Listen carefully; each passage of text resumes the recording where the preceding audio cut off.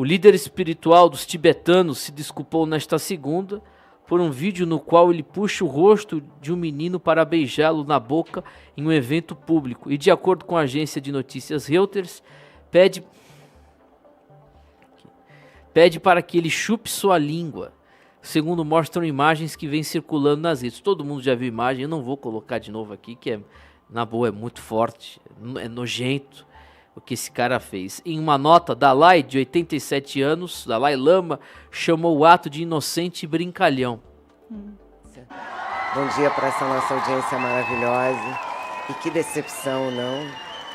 Eu faço parte daquelas pessoas que em algum momento acreditaram no Dalai Lama lá, essas que o Olavo de Carvalho chamou de idiotas. É exatamente como eu me sinto nesse exato momento. Aliás, eu tomei um susto porque eu vi isso primeiro, publicado pelo Ricardo Martins, que é meu amigo.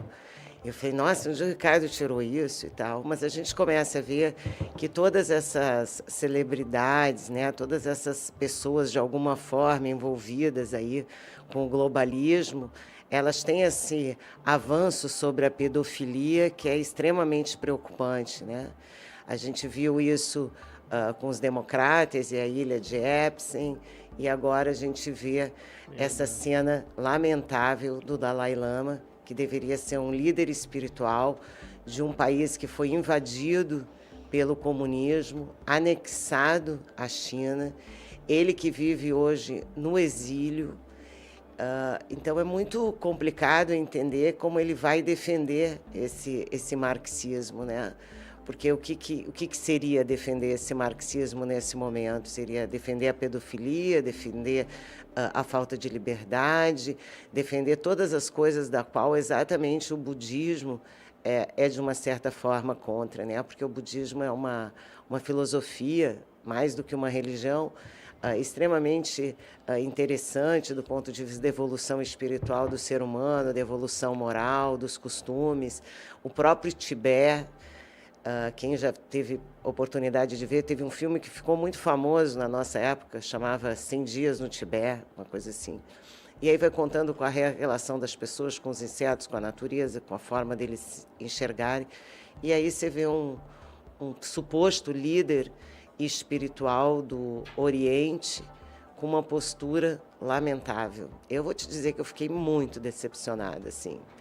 Eu não imaginava uma cena dessas vinda dele. Realmente, para mim, foi uma decepção. Cadê a essência moral aí para correr atrás e botar esse cara para correr? Esse líder? É que o Dalai Lama é uma espécie de líder espiritual, celebridade total mundial, né? Com essa aproximação de Hollywood, politicamente correto, aquele cara que seria o esteio da ética no planeta, e acho que é por isso que é tão chocante. Mas quando eles já elegem um líder desse tipo, né, como o Dalai Lama, e faz esse tipo de coisa, a imprensa, evidentemente, né, a Vanessa, vem para passar pano, né? Porque a imprensa não vai desdizer o que vem dizendo há 20 anos. Então, há 20 anos ela disse que o cara é o máximo, ele cometeu um deslize, né? Ele já pediu desculpas. Então, essa passação de pano, né, tem a ver com essas pessoas ou essas celebridades que essa mídia, esse consórcio de mídia considera no mundo. MST marca coletiva de imprensa para anunciar invasões de terras.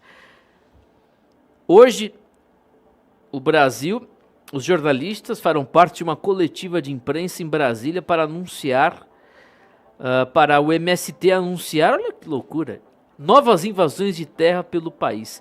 Trata-se da 26ª Jornada Nacional de Lutas em Defesa da Reforma Agrária, que marca os 27 anos do massacre de Eldorado dos Carajás.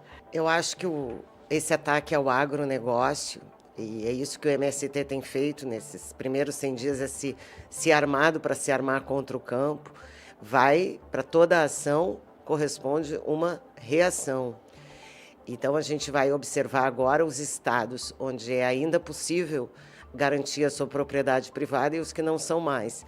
Porque na hora que eles vão invadir, existem alguns estados que colocam a polícia para remover e outros estados, como o nosso aqui na Bahia, que não faz nada, cruza os braços. E aí nós vemos uma situação de muita tensão no campo. Eu vou lembrar que o agronegócio brasileiro é hoje o maior negócio do Brasil, é 27% só da economia aqui do estado da Bahia. Então, nós precisamos olhar para o agronegócio, que vinha com muita estabilidade. Nos últimos 4 anos, tivemos pouquíssimas invasões de terra, muito menos nos últimos 4 que tivemos nos últimos 100 dias. Isso afeta diretamente a pessoa que quer investir no campo, que vai investir em maquinário, que vai colocar o seu capital para aumentar a sua produtividade. Nós temos visto que o Brasil tem crescido enormemente em competitividade no agronegócio e vem essa insistência de querer fazer essa reforma agrária na esquerda, coisa que nunca aconteceu. Nos 13 anos de governo Lula e Dilma se deu menos títulos de terra do que nos 4 anos de governo Bolsonaro, porque o único jeito de fazer reforma agrária é fazer a reforma agrária organizadamente, distribuindo títulos de propriedade para que esses pequenos proprietários possam investir na sua terra, tendo a certeza que a terra é realmente sua, coisa que o MST jamais entrega para ninguém, que são os certificados de terra. Então, o MST é um movimento terrorista, na minha opinião, deveria ser criminalizado, e eu temo muito pela segurança no campo, pela segurança alimentar nossa aqui no Brasil, e o quanto que esse tipo de caos no campo pode causar, inclusive, em prejuízo da nossa economia no Brasil. Então, o que dizer disso, né?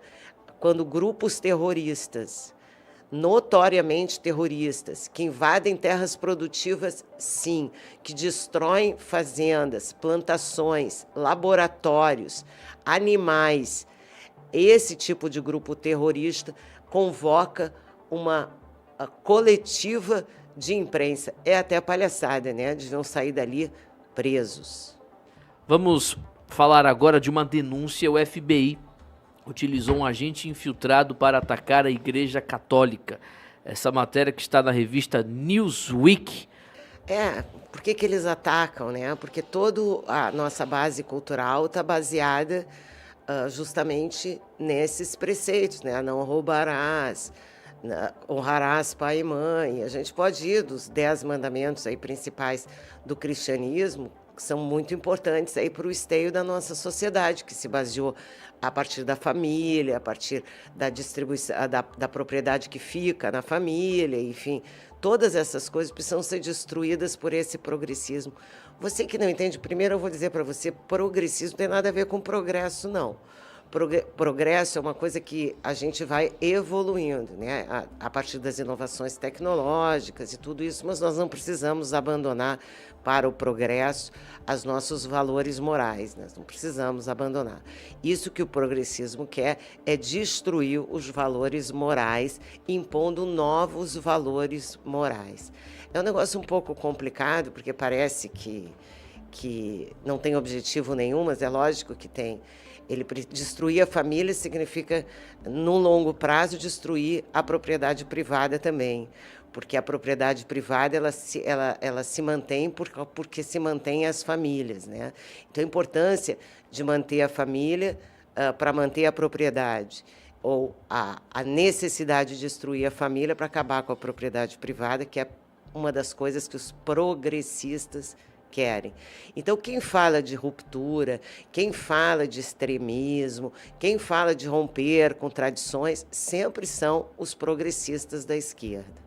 Porque os conservadores, eles veem a evolução como uma coisa natural do próprio ser humano. A inovação vem, novos valores vão se montando, aos poucos a gente vai modificando a sociedade e trazendo mais conforto e mais bem-estar para as pessoas.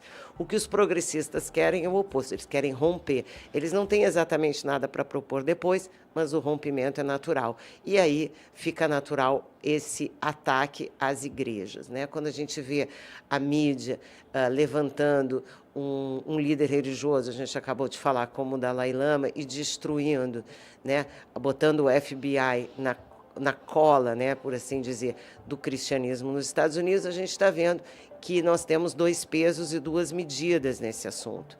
Então, precisamos ter muita consciência de que o marxismo está se entranhando nas igrejas cristãs e que nós precisamos mostrar para as pessoas que isso é extremamente prejudicial para a própria religião e para a sociedade. Gente, tem uma matéria aqui Eu acabei até fechando, mas é do deputado o Cueca, falando com os jornalistas lá ontem, perguntando para os jornalistas, querendo lacrar com os jornalistas, dizendo dos 100 dias, que já enche o saco falar dos 100 dias de governo Lula, já falamos. A Tati não tinha chegado ainda, você quer comentar, Tati? Os 100 dias de governo Lula? Os 100 dias sem projeto, os 100 dias sem resultado, os 100 dias do desastre, ou 100 dias que vão anteceder o grande fracasso econômico que vai ser esse governo. O governo Lula não trouxe nada de bom, ainda fechou algumas coisas fundamentais, como a Secretaria de Combate à Corrupção, por exemplo, e vai trazer de volta a escravidão para o Brasil com o projeto do Mais Médicos, né? Porque vocês sabem que os médicos que vêm de Cuba são escravos, eles não podem sair, eles ganham um pedacinho só do salário, o resto fica para Cuba, coisa, né, de país socialista, né? Afinal de contas, uns precisam servir os outros, né? Então, escravos são bem-vindos, inclusive cubanos. E muitos deles nem passariam no nosso concurso para ser médico. Então, é retrocesso. O nome, assim, simplificando, 100 dias de governo Lula são 100 dias de retrocesso. E ele falou bem, né? Porque ele falou ontem, quando falou do governo, né, dos 100 dias dele, não perdeu a chance, evidentemente, de falar mal do Bolsonaro, porque você sabe que o Bolsonaro é praticamente um fetiche. Ele não tem o que falar, então ele, no meio do discurso, fala mal do Bolsonaro, porque ele não tem nada para apresentar. E aí ele falou, estamos felizes, o Brasil voltou. O Brasil voltou a ser corrupto, a ser incompetente, o Brasil voltou a não ter investimento, o Brasil voltou a não ter esperança, o Brasil voltou várias coisas para trás. Então, o Brasil realmente voltou para trás várias casas no tabuleiro. E ainda vai voltar algumas outras, se esse governo continuar nesse rumo que está indo aí, que é o rumo do retrocesso e do fracasso. Eu não tenho nenhuma dúvida. Diego Castro volta a criticar a gestão do PT na segurança pública e cobra a convocação de aprovados do concurso da Polícia Civil. Eu estava vendo, pelo menos o secretário de Segurança Pública agora, pelo menos, disse que ele vai combater as drogas, né? Porque ele tem que trabalhar dentro da lei. Então, pelo menos já mudou um pouquinho, eu acho. Pelo menos a gente teve um pequeno avanço. Não temos mais um secretário de Segurança Pública que defende o consumo de droga como um negócio irrelevante. Agora, o Diego tem feito um bom trabalho, nós precisamos mesmo de pessoas aguerridas lá na frente da Assembleia, porque a impressão que eu tenho é que nós temos políticos, às vezes, aqui na Bahia, que são muito, como a gente diria, acomodados, para usar uma palavra bem leve, que não vão à luta, que prometem coisas que eles não têm a menor condição de cumprir, e eu acho que um mandato é muito mais do que meia dúzia de emenda que a gente manda para um lugar ou por outro onde eu tenho voto. Então, é importante mesmo que a Bahia sofra, né, uma espécie de sacudida lá dentro da Assembleia, para você ver se, pelo menos do ponto de vista do Legislativo, a gente tem uma gestão melhor do que no Executivo, que está mais preocupado em saber como é que é a playlist do que ter um projeto efetivo para o nosso Estado. Olha, o governador de Santa Catarina confirma, o Jorginho Melo, confirma a presença de policiais armados em cada escola da rede estadual, viu? Aplausos para o posicionamento do governo de Santa Catarina, do governador Jorginho Melo. Olha, nos Estados Unidos, vocês sabem, esse tipo de ataque à escola eu não digo comum, mas é comum, de uma certa forma, acontecem vários. Não existe escola nos Estados Unidos que a polícia não faça a entrada das crianças de manhã, a saída na hora da saída e um policial armado na frente da escola. Isso nos Estados Unidos é praticamente regra, em todas tem. Eu me lembro que quando eu fui, Timóteo, quando a Luana foi fazer o middle school, eles tinham acabado de transformar essa escola, que era uma escola que era elementary middle, numa única middle school. Quer dizer, middle school pega as crianças do 6º ao 8º ano. 3 anos, né? 6º, 7º e 8º. A primeira pessoa que falou foi o diretor, a segunda foi o xerife. E o xerife falando justamente sobre a questão da segurança, de todos os procedimentos que eles têm para nesse tipo de caso e tal. Então, assim, nós precisamos nos preparar para esse tipo de coisa acontecer. Então, assim, mandar uma criança para uma escola sem segurança armado na porta, eu não mandaria. Né? Porque o risco é muito grande. A gente já não tem contingência de crise, né? E se acontecer o que se faz, ninguém sabe o que faz se acontecer.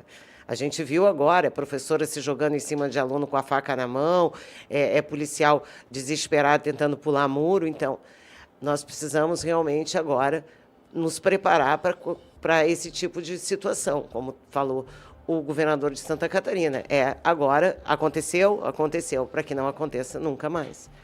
E agora vários ameaças às escolas estão acontecendo em todo lugar. Ontem era o assunto em Lauro de Freitas. Não vou mandar, estou preocupada, estou com medo. E as mães precisam trabalhar, precisam mandar as crianças para a escola. Bem complicado. Rapaz, vamos falar da notícia aqui principal. O governo Lula assina acordo com a imprensa estatal da China. Olha a bomba aí. O governo brasileiro irá assinar nesta semana um acordo com o maior grupo de imprensa estatal da China. Isso é parte da guerra cultural. Eles querem fazer com que o brasileiro ache que a China é uma maravilha. Mas a China não é uma maravilha. A China é um lugar sem liberdade. A China é um lugar onde as pessoas trabalham todos os dias. As crianças vão para a escola todos os dias. As pessoas têm um horário para ficar na internet, 1 hora, 1h30 por dia, se você for bonzinho, porque se você tiver qualquer ocorrência, já te cortam todas as tuas liberdades. Então, a China é uma espécie de escravidão moderna, um país onde as pessoas não têm muita mobilidade social, um país dependendo do Estado, um Estado paternal. Eu já falei no caso da gente, que a gente faz móvel de alumínio. O alumínio é subsidiado pela China, o que faz com que qualquer produto chinês fique mais barato que um produto fabricado aqui na Bahia. Então, não é um país onde você tem relações igualitárias de competição. Eles têm relações melhores, as roupas são mais baratas porque as pessoas trabalham mais horas, então o custo da mão de obra é muito menor e assim a gente vai. É o que a gente chama de custo China, que é mais ou menos o custo da escravidão. E é esse modelo que agora o Partido Comunista Chinês, junto com esse desgoverno que aí está, quer se aproximar. Eu, como empresária, não tenho nenhuma intenção e não acho nada bom o Brasil se aproximar e fazer negócios com países que não são democráticos. Mas agora eles falam de democracia como se fosse comunismo, né? Então, nós temos esse problema de conversa. Não, a China é um Estado democrático. Como assim? A gente falou da eleição do Xi Jinping, é candidato único. Que democracia é essa de candidato único? Mas eles falam democracia. Aí foi o Alckmin ontem e disse, o Lula veio para defender a nossa democracia. A nossa democracia no Brasil está mais para ser um Estado de privilégios de minorias, como a China. Então, assim, escravidão para todo mundo, meia dúzia de pessoas ricas do partido que tem alguma expressão. Ainda falando sobre China, o meu filho que morava nos Estados Unidos tinha um amigo chinês. Aliás, os chineses eram os amigos mais ricos que ele tinha, né? Esse chinês, esse menino de 14 anos, recebia uma mesada equivalente a uns $30 mil por mês, de mesada. Ele tinha uns 15 anos. Eu esqueci o nome dele. O que fazia o pai dele? O pai dele era o presidente da Companhia de Energia Elétrica de Xangai. Aí pode pagar $30 mil de mesada para um filho. Essa é a China. Quem acha que não é isso está completamente equivocado. Se aproximar da China é igual a se aproximar da escravidão, e eles querem a imprensa para continuar vendendo narrativas como se isso fosse bom. Mas isso não é bom. Qualquer aproximação com a China para nós é péssima.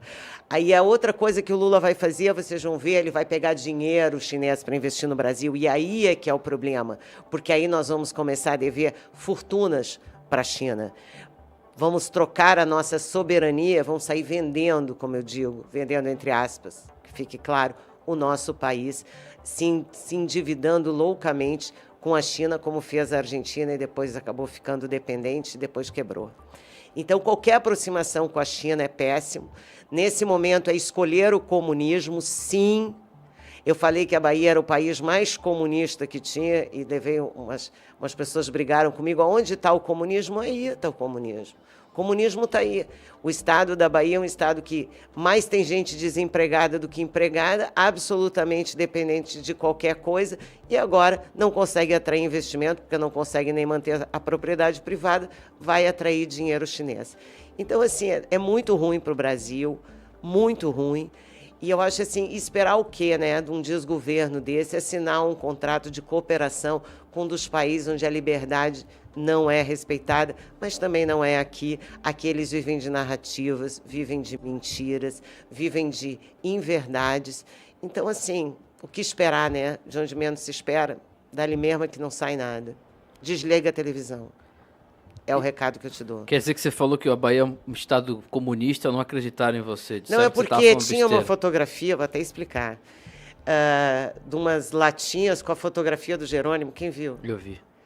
Aí eu comentei, né? Os caras já estavam puxando o saco, porque já estavam com certeza de que qualquer negócio já dava para fazer com a galera, né? Então, aí não, porque como você fala uma coisa dessas? Como assim? O cara já está puxando o saco do Jerônimo, que estava mais preocupado com a playlist.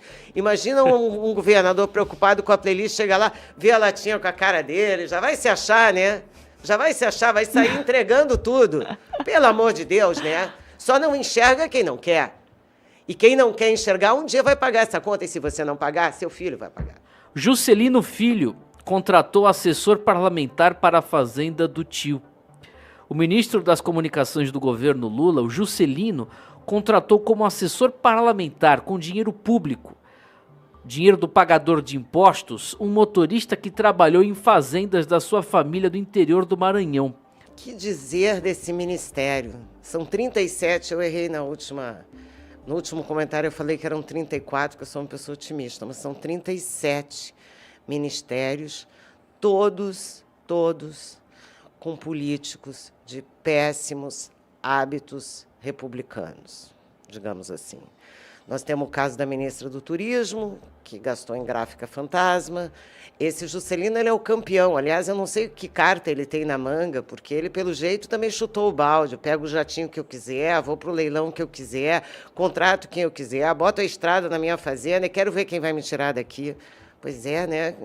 A gente fica se questionando, né? Por que ele não cai com todas essas denúncias? Ou talvez porque ele esteja demonstrando que quanto mais coisas negativas acontecem, a imprensa passa pano, então não é problema, daqui a pouco o outro vai começar a fazer também, né? E talvez a gente tenha aquele tipo de ministério que nós tínhamos na época da Dilma, né? Que ninguém ficava mais que 2, 3 semanas no cargo, saía, sempre um escândalo aqui, outro ali. É uma pena, porque tínhamos um ministério realmente muito bom, na época do presidente Bolsonaro, poucos e eficientes, e hoje a gente tem esses ministérios aí lotados de políticos, cheios de atos não republicanos na sua ficha corrida. Como eu digo, os currículos foram trocados por fichas corridas nesse governo. E aí o que a gente pode esperar é isso, né? O Brasil voltou a ser a porcaria que era na época da Dilma. Olha, notícia: MST e outros movimentos invadem sede do INCRA em Alagoas. Isso foi ontem, né? O MST e outros movimentos sociais, eu me recuso a chamar de movimentos sociais, movimentos terroristas, invadiram a sede do INCRA, Instituto Nacional de Colonização e Reforma Agrária, em Alagoas. Eles querem que o governo Lula troque o superintendente atual, César, que é primo do presidente da Câmara, Arthur Lira, César Lira. É lógico que com esse parente do Lira nada vai acontecer, quer dizer, depende, né, dos acordos entre o Lula e o Lira. Porque também se tirar esse, cria mais problema lá na Câmara, porque a gente já vai lembrar que o Lira, nesse momento, é o único fiel da balança que pode ainda se colocar contra esse governo. Então é lógico que não vai mexer nessa pessoa do INCRA, por mais que os tontos não gostem. Ele vai continuar nesse cargo, porque já assim foi negociado. Mas eles receberam os outros cargos, eu estava vendo, e tem uma mulher do MST, esqueci o nome dela, que é secretária de diálogo da política, não sei das quantas, inventaram, para uma militante, para outro também deram outro cargo. Eles estão distribuindo uns cargos, porque esse tipo de movimento, que não é social, que é terrorista, é ilegal, esse não sofre nenhum tipo de sanção e a mídia sempre passa o pano dizendo, movimentos sociais. Muito menos eles prendem quando as pessoas invadem e depredam patrimônio público.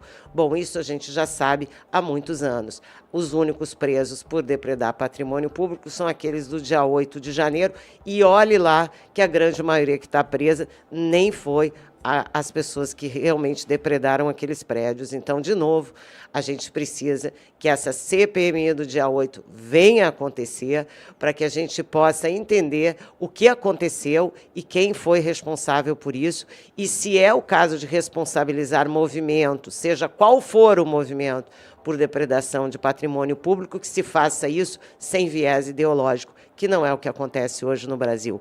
Para uns nada, para outros toda e qualquer coisa é permitida. E isso está cada dia mais escancarado numa mídia vendida, num consórcio de empresa que produz narrativas e há muito tempo não dá as informações necessárias para a população. Minutos para a gente encerrar, tem um comentário do Capitão Alden, muito pertinente, abre aspas, onde estão as lacradoras da esquerda feminista? Os lacradores. Fecha aspas, questiona o capitão após a Bahia ser o único estado do Nordeste que não tem delegacias, ia falar delegados, que não tem delegacias da mulher com funcionamento 24 horas. Eu concordo com a Vanessa, eu acho que essa questão ideológica é pior. Toda delegacia tem que estar preparada para receber os casos de violência doméstica contra a mulher, ou os casos de violência de uma forma geral, e a mulher tem que ter, às vezes, um atendimento melhor, porque a gente sabe que é realmente difícil, às vezes, ela ir fazer a queixa, porque ela tem medo. Mas, assim, por que, né, esse Estado tão... Né, eu vejo... Né, tem jornalista o tempo todo falando feminicídio, absurdo, ninguém ouviu falar de ninguém pedir delegacia 24 horas, é verdade, acho que o Alden fez muito bem de tocar nesse ponto, é muito discurso e pouca ação, mesmo nas pautas de que eles mesmos defendem, né? Presta atenção, muita conversa, muita e ação que é bom ir lá fazer, resolver o problema, dar assistência para as mulheres, aí não tem. Então é bom que se toque nesses casos, né, dessa hipocrisia do sistema contra um discurso que eles dizem que é deles e contra o qual não fazem nada para melhorar. Então, eu acho muito bom que o Alden se posicione nesse sentido. Tati, muito obrigado e parabéns. Eu tenho só um recadinho antes. Manda brasa. Eu pedi para a Rebeca separar. Eu tenho um recado aqui do Felipe Toledo para vocês. O Felipe Toledo, nosso campeão atual de surf, tem um recado para você aí que está em casa. Vamos lá. Fala galera, Felipe Toledo aqui, queria contar uma novidade para vocês. Eu, em parceria com a Tideli, que legal, a gente está fazendo uma ação muito Aplausos. legal para o nosso esporte, que é o surf. Eu queria contar para vocês que a gente está arrecadando material que não está mais usando, um material que ou quebrou um pouquinho ali, um leste, um deck, uma parafina, qualquer coisa que você puder ajudar em prol do surf, a gente vai receber de braços abertos. E você pode doar todo esse material para qualquer loja da Tideli. Em cada estado do nosso país a gente tem uma loja da Tideli. Então se você tiver algum material, tem um amigo que tem, pode passar essa mensagem para alguém, vai lá na loja da Tideli, entrega, que a gente vai estar levando esse material todo para o Projeto Namaskar na cidade de Ubatuba, que é onde eu cresci, onde eu aprendi a surfar e onde eu passei toda a minha infância aprendendo para poder chegar onde eu estou hoje. Então conto com vocês e espero que a gente possa arrecadar muito material para poder, quem sabe um dia, trazer mais um campeão mundial saindo do Brasil. Ô louco, esse cara é fera. Nath Deli, parabéns Tati, o Felipe Toledo é campeão mundial de surf, né Felipe Dilon? É. Campeão mundial, ele é bicampeão ou só tem um título? Acho que campeão mundial, acho que 2017 ou 2018 que ele ganhou, né? Não, foi ano passado, gente. Foi ano passado? Foi, porque ele ganhou ele ganhou depois que a gente tinha fechado a parceria. Ele tem um projeto muito importante lá em Ubatuba. Vamos lembrar que Ubatuba foi essa região que sofreu bastante agora. Então, o que você puder doar, né? A gente está recebendo prancha de surf, mas também roupa, o que você quiser doar para esse projeto Namaskar, que é o projeto que ele toca lá com as crianças em Ubatuba e as famílias. É muito importante esse trabalho do Felipe, e a Tideli está aí apoiando completamente. Então, leve a sua prancha velha, o que você não sabe mais o que fazer, aquilo que está lá na garagem parado, agora você já sabe, você pode doar e fazer com que outros meninos sejam campeões, lembrando que o surf é um dos esportes mais importantes do Brasil hoje. No último campeonato, a gente tinha, sei lá, 30 participantes, 8 eram brasileiros, e a gente precisa entender que o surf é o esporte de inclusão mais importante no Brasil, porque ele é fácil, qualquer pessoa pega a sua prancha, vai para a praia e consegue surfar, diferente dos outros esportes, como que dependem de grupos, que dependem de times e tudo isso.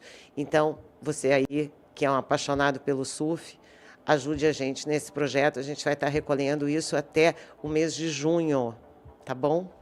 Excelente, aplausos.